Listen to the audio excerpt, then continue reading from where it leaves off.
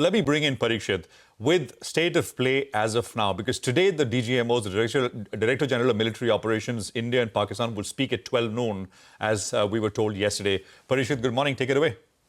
Well, this is going to be significant because this is the first time that they will formally speak on the understanding that has been reached on the 10th of May evening to stop firing and the military action. So far, Operation Sindoor has not been called off.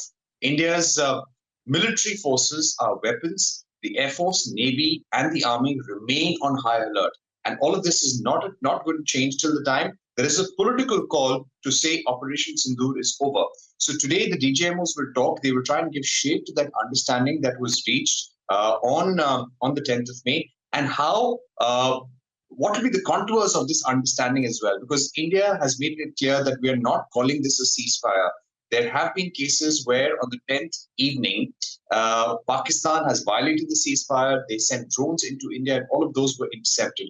The good news that we've seen over the last few hours is that there was no ceasefire violation overnight. There were some intermittent cases around 7 or 8 yesterday evening, but post that, there have been no drones. There has been no firing from the Pakistani side and neither from the Indian side. So that is one step forward, but we can't take anything for granted at this moment.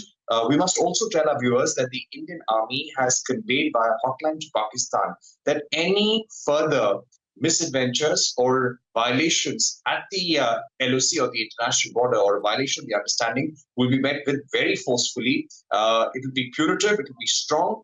Indian Air Force also saying that yes, we've shot down Pakistani fighters. In fact, 11 Pakistani air bases have been destroyed, and we've really laid down a new normal with Operation Sindoor.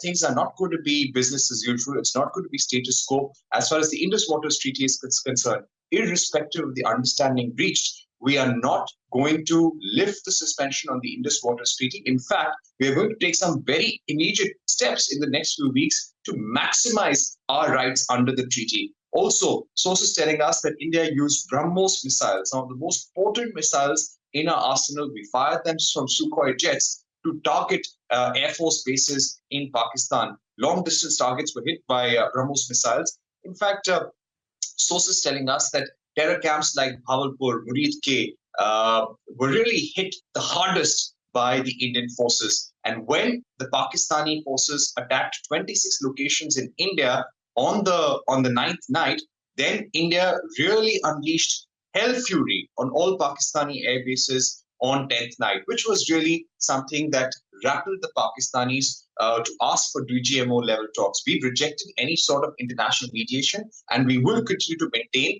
that this is something that has to be decided between military officials on both sides. Whatever understanding of ceasefire has to be reached. There cannot be any third party, Absolutely. be it the US or Saudi Arabia or anybody.